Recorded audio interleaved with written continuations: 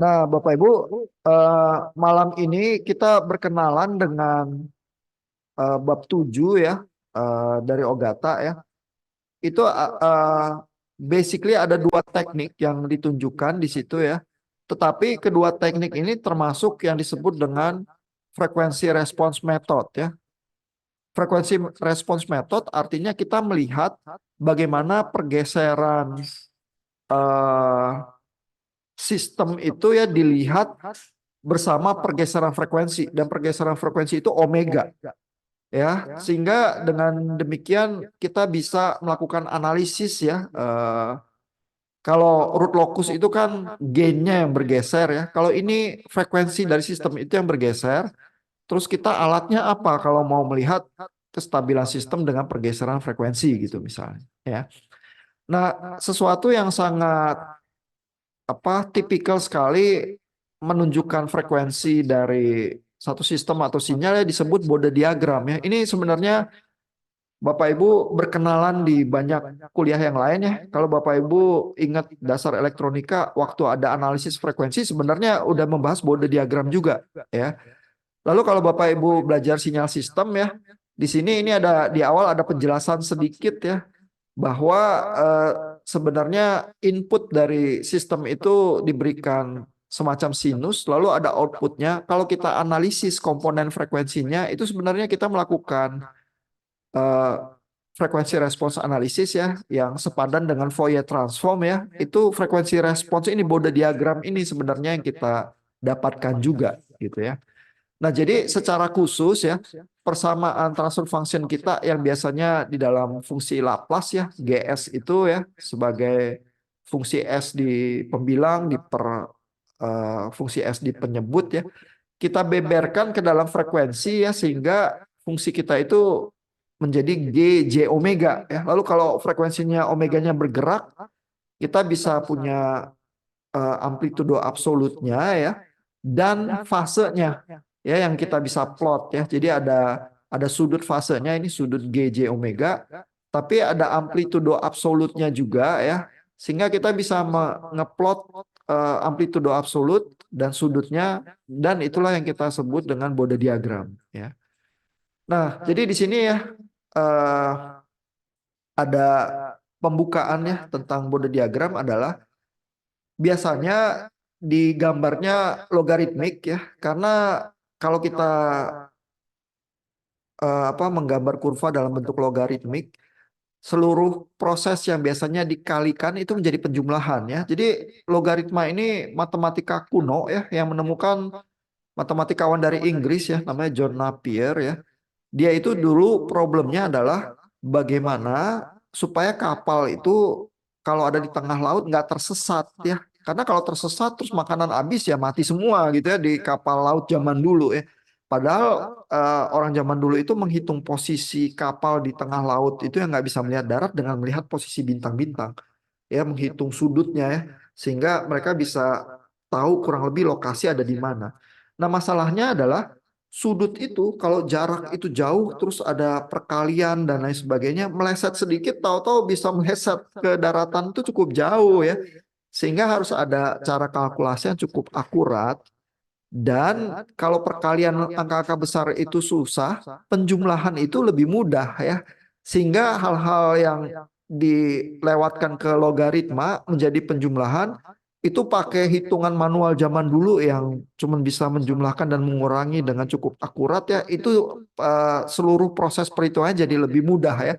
Sehingga logaritma itu sebenarnya ditemukan dalam proses yang seperti itu ya, memecahkan problem yang real yang dihadapi para pelaut zaman dulu ya.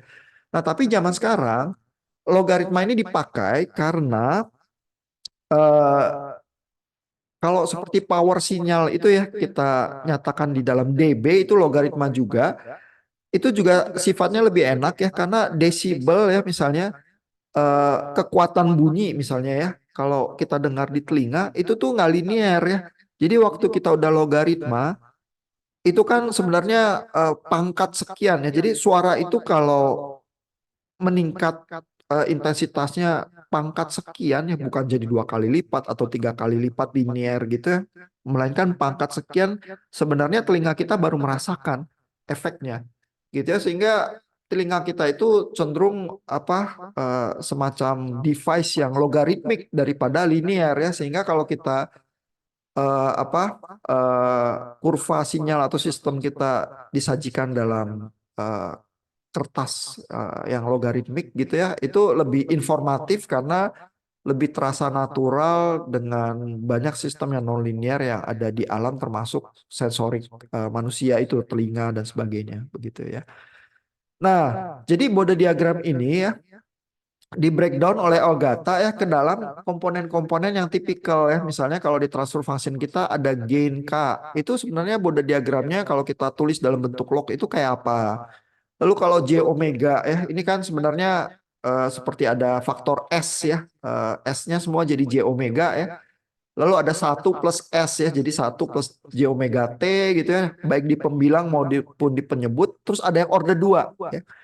Jadi Ogata itu cara berpikirnya cukup simpel ya. Saya punya komponen-komponen transfer function saya. Kalau saya bisa breakdown jadi konstanta, order satu dan order 2 ya, maka saya bisa menggambar semuanya kalau masing-masing komponen ini saya tahu gambarnya gitu ya. Jadi cara Ogata menjelaskan tuh kayak gitu ya.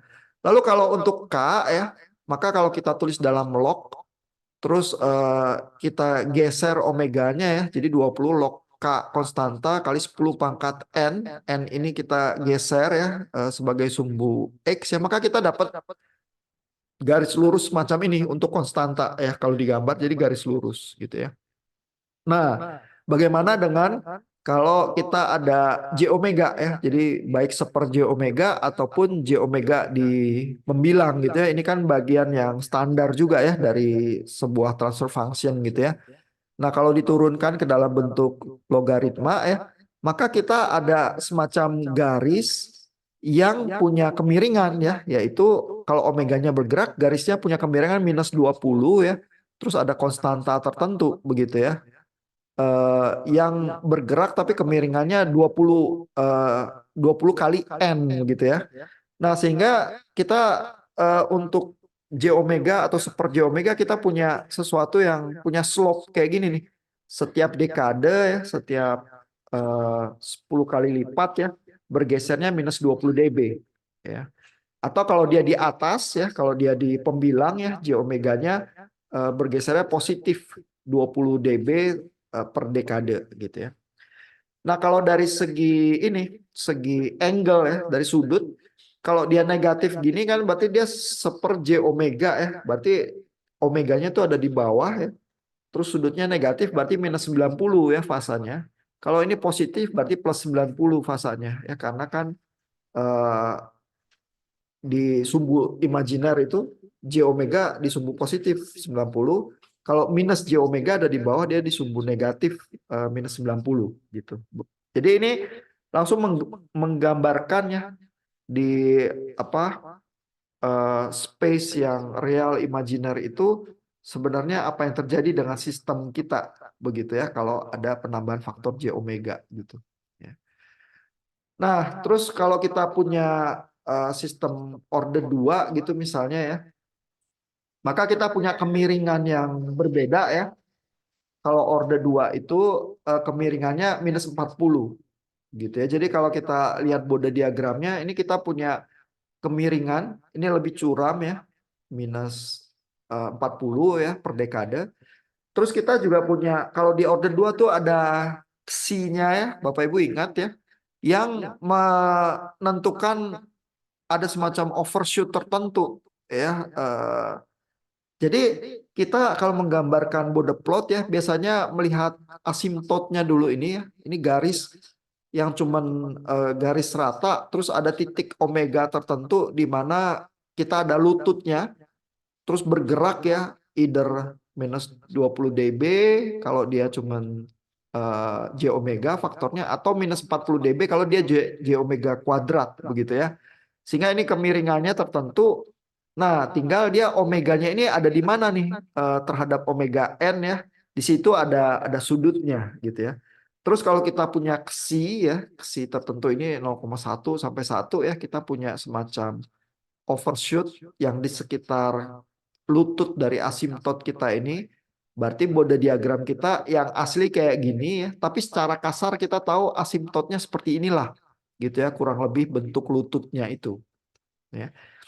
Nah, jadi dengan kalau kita bisa menggambar bode diagram dengan berbagai komponen itu ya, gen K atau J omega atau J omega kuadrat, dengan demikian kita bisa menggambar semua transfer function system karena semua transfer function system kita bisa bedah dan turunkan ke dalam komponen gain J omega atau J omega kuadrat ya. Jadi sistem order 1 atau order 2 gitu ya. Terus Bapak Ibu ada beberapa contoh-contoh ya. Misalnya ini ya, example 73 ini ya. Ini ada sistem kelihatan transfer functionnya ya, dituliskan dalam J omega ya. Di bagian atas ada zeronya 1, di bagian bawah ada polnya ya, ada 4 gitu ya. Sehingga kalau kita cari akarnya dari persamaannya itu ada konstanta di bagian atas 7,5, lalu ada faktor J omega ya, lalu ada 1 plus J omega per 3 ya, lalu ada yang J omega minus 1, terus ada yang kuadratis gitu ya. Nah, sehingga dari komponen-komponennya itu ya, kalau kita cari omeganya ya, akarnya, di mana persamaannya jadi 0 ya, kita dapat omega di titik 3, 2, dan akar 2 ya. Sehingga dengan demikian ya, kita bisa menggambarkan di titik-titik itu ya, di omega tertentu itu ada lutut. Ya, nah tinggal lututnya itu habis itu kemiringannya berapa? Ya, apakah 20 misalnya, yang di 3 ini ya, ini kan plus 20 miring ke atas ya. Itu karena komponen yang kita coba track ya, yang ketiga ini adalah J omega ya. Jadi karena dia positif di pembilang ya, ini J omega yang ini ya, dia miringnya 20 ke atas. Tapi kalau seper J omega dia miring 20 ke bawah ya, yaitu kemiringan yang di garis nomor 2 ini nih. Ini kemiringannya minus 20 ke bawah ya, sementara omeganya bergerak dia minus 20 gitu ya. Nah, jadi dengan menggambarkan garis masing-masing terus ada sudutnya ya. Kalau kita jumlahkan kita punya asimtot total ini ya, yang menjumlahkan setiap komponen nih, komponen 1, komponen 2, komponen 3, 4, dan 5. Terus kita bisa jumlahkan menjadi asimtotnya. Lalu di sini Ogata juga gambar. Sebenarnya sih bode diagram eksaknya ya, kalau dihitung rumusnya, ini yang titik-titik ini nih. Tapi ini kelihatan cukup dekat ya dengan asimtotnya ya. Jadi masih oke lah gitu. Kalau kita tahu asimtotnya kita bisa gambar, kita akan bisa yakin ya bahwa bode diagram yang lebih eksaknya ya, kurvanya itu cukup dekat dengan asimtotnya kita ya. Lalu ini dari segi fase ya digambarkan juga di sini. Yang satu ini fasenya konstan di 0 karena konstanta ya. Terus yang 2 ini fasenya minus 90 ya karena itu tadi seper J omega ya, kemiringannya ini yang 2 ini garisnya kan seper J omega, fasenya itu minus 90 ya, dan seterusnya ya, bisa kita urut terus dari persamaan transfer functionnya itu, garis itu mengacu kepada komponen yang mana ya. Nah, jadi idenya bode diagram seperti itu ya. Ada contoh-contohnya yang lain ya. Bapak Ibu bisa baca pelan-pelan di di Ogata ya. Lalu berusaha ngerjakan soal texting juga ya, sehingga lebih jelas lagi juga ya pemahamannya. Nah, ada komplikasi sedikit ya. Ada sistem yang disebut non minimum phase, ada yang disebut minimum phase ya. Nah, ini terangkan sedikit ya, saya ingin sajikan di sini, diskusikan sedikit ya, bahwa sistem-sistem yang minimum phase itu ya, angle-nya atau fasanya ya, sudut fasanya itu punya punya minimum ya, punya batas tertentu ya. Misalnya kalau komponen-komponennya standar itu kan seperti K atau J omega atau super J omega atau super J omega kuadrat gitu ya. Nanti dia ada fase tertentu yang terus dia jadi stabil di situ, minimumnya di situ gitu ya. Sehingga kalau sistemnya seperti itu dinamakan minimum phase system ya. Dan ini ada ciri-cirinya, yaitu bahwa kalau omeganya mendekati infinity ya, maka log magnitude-nya itu nilai absolutnya itu mendekati angka tertentu yang minus 20 Q minus P ya. Q minus P ini adalah orde-nya, orde pembilang dan penyebutnya. Tetapi sudutnya, kalau sudutnya mendekati tak hingga ya, sudutnya ini juga mendekati ini, minus 90 derajat ya, Q minus P. Ya, jadi Q minus P ini adalah orde dari penyebut dikurangin orde dari pembilang gitu ya. Jadi ada sudut tertentu yang akan mentok di situ kalau omeganya mendekati tak hingga.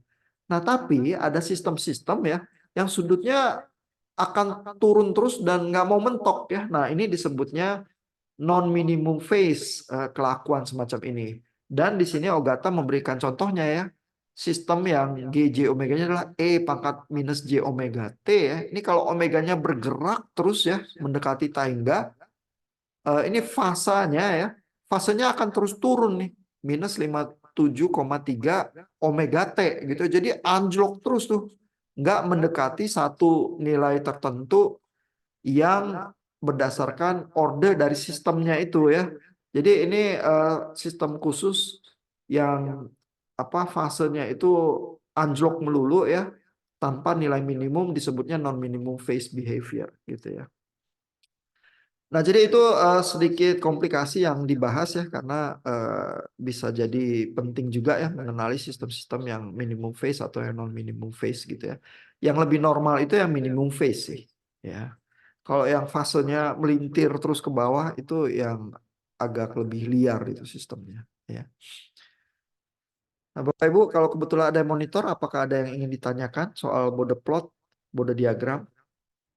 Mudah-mudahan kalau ikut di kuliah-kuliah lain terus pernah lihat Bode diagram juga apa serpihan-serpihan pengetahuannya jadi menyatu lagi ya.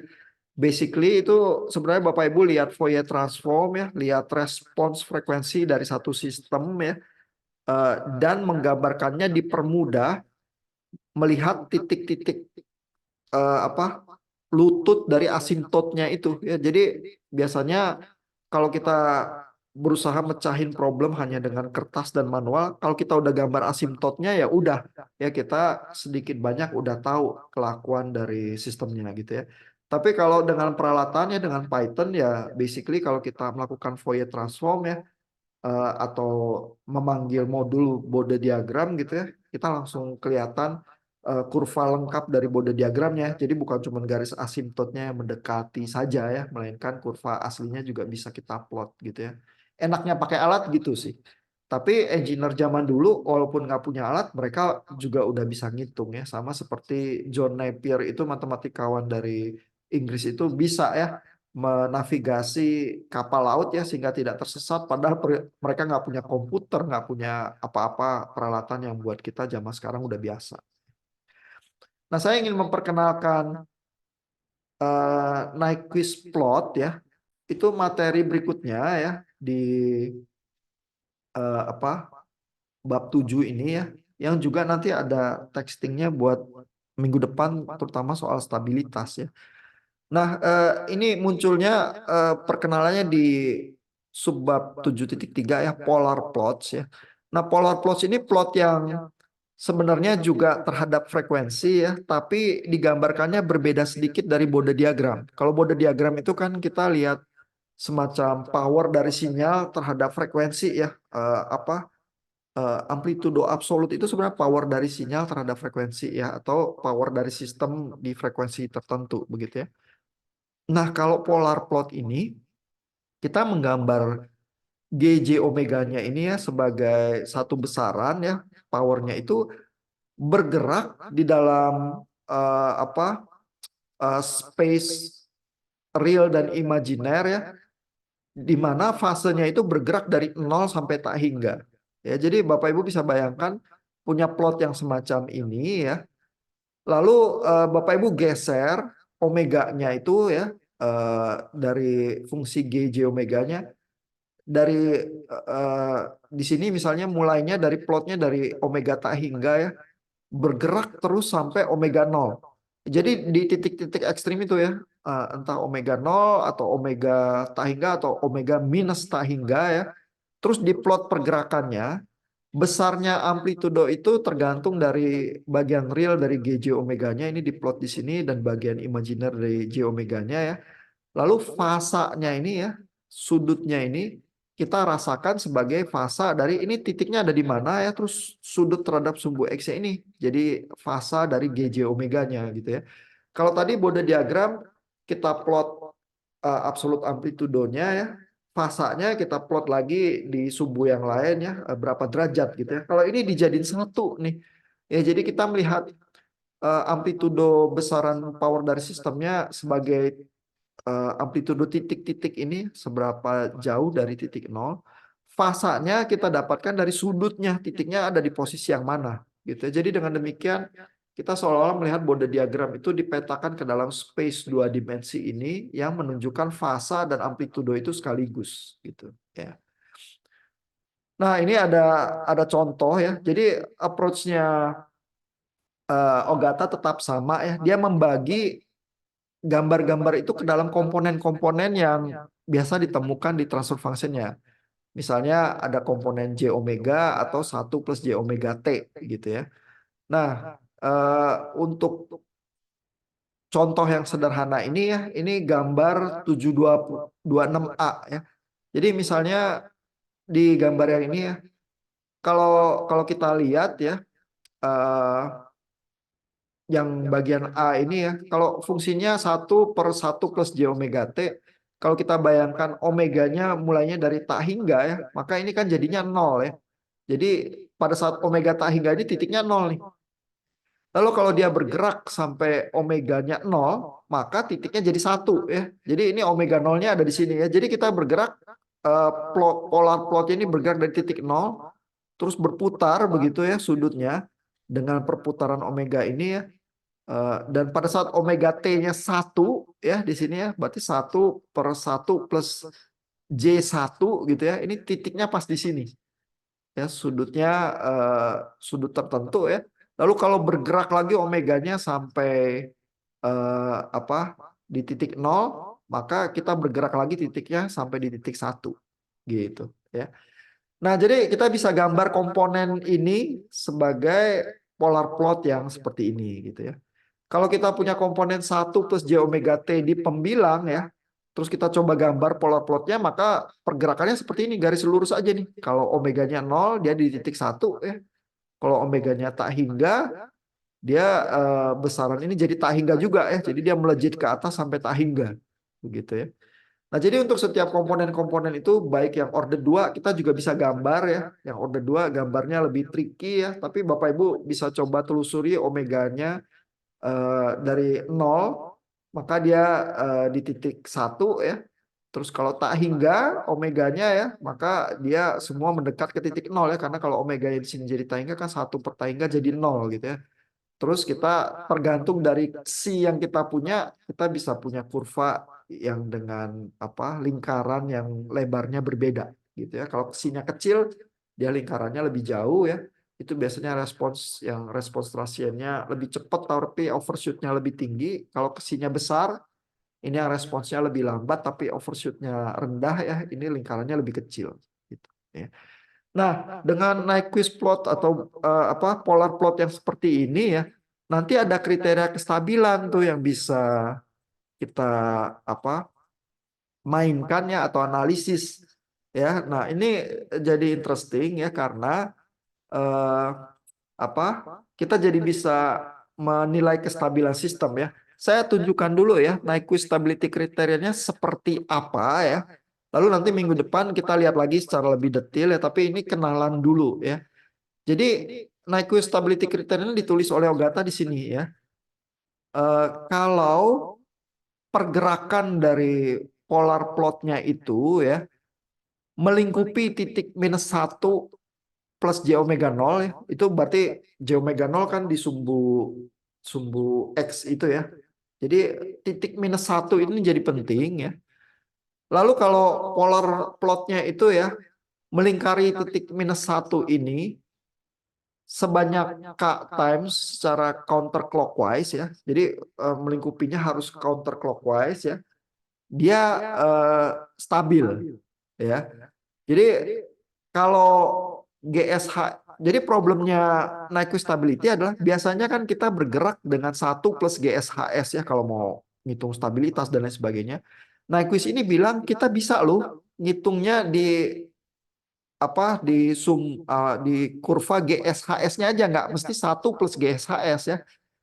Tapi kalau kita tahu aturannya di GSHS ya, nanti itu juga yang terjadi di 1 plus GSHS ya. Cuman kita nggak perlu ngitung 1 plus GSHS ya, di GSHS aja kalau kita turunkan, kembangkan kriterianya, kita bisa analisis stabilitas di GSHS-nya itu aja ya.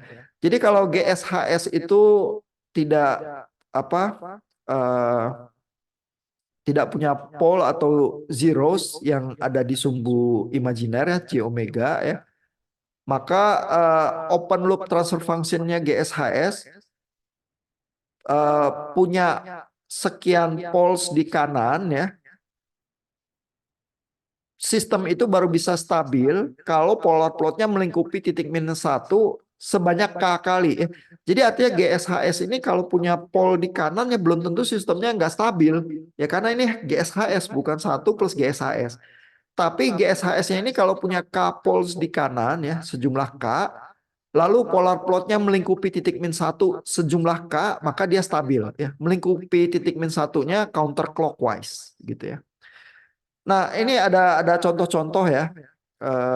Saya ingin nunjukin ini ya di subbab 76 sih ya. Contohnya itu ada soal semacam ini ya. Ini GSHS-nya seperti ini. Lalu ditanya kalau K-nya kecil seperti apa, stabil atau enggak, kalau K-nya besar seperti apa. Nah, kalau digambar polar plotnya ya, kalau K-nya kecil ini di sebelah kiri ini ya, kelihatan titik min satunya ini di sini ya, lalu polar plotnya itu bergerak clockwise gitu ya, tapi nggak pernah melingkupi polar plotnya ini nih. Ya. Cuma kalau K-nya besar, dia berubah ya polar plotnya, muternya seperti ini ya, lalu melingkupi polar plotnya ini clockwise ya, bukan counterclockwise ya, jadi clockwise ya. Nah, padahal kalau butuh mau stabilitas harus counterclockwise ya, eh, sejumlah polnya ini malah clockwise ya, jadi ini nggak stabil nih. Kalau yang ini stabil gitu ya. Jadi kelihatan dari contoh soal ini kalau K-nya kecil sistemnya stabil, kalau K-nya gede tiba-tiba jadi nggak stabil karena titik min 1 ini dilingkupi clockwise begitu ya. Nah, jadi itu kurang lebih ya Nyquist stability. At least kita kenalan dulu malam ini ya. eh, yang memungkinkan kita analisis stabilitas sistem dari GSHS-nya, bukan dari 1 plus GSHS. Ya, jadi ini alat yang berguna ya. Nah, tapi untuk ngerjain project akhir Bapak Ibu ya, Bapak Ibu bisa pakai alat apapun, bisa pakai root locus, bisa pakai eh, apa eh, Nyquist stability ini, bisa pakai root Hurwitz ya. Mungkin root locus itu lebih basic dan lebih standar ya, juga untuk kompensasi juga bisa ya. Tapi kalau Bapak Ibu bisa demonstrasi berbagai alat dengan berhasil ya, mungkin nanti nilainya bisa lebih tinggi gitu ya. Jadi demikian kenalan kita malam ini, Bapak Ibu kenalan paling tidak dengan Bode diagram ya, dan dengan polar plot. Keduanya eh, memberikan kita gambaran bagaimana sistem itu bergerak searah dengan frekuensi yang bergerak dari frekuensi rendah 0 menuju ke tak hingga begitu ya. Dan informasi itu bisa memberikan kita cara untuk menganalisis stabilitas sistem juga ya dengan Nyquist kriteria. Sampai di situ dulu Bapak Ibu, kalau ada yang monitor dan punya pertanyaan komentar silakan. Kalau nggak ada recordingnya nanti saya pasang di layar. Iya, ada pertanyaan? Belum ada, Pak. Oke. Perlu belajar lagi. Oke, nanti belajar lagi dan baca Ogata lagi dengan lebih detail, terus nyoba kerjain textingnya ya Bapak Ibu yang belum melengkapi. Ya.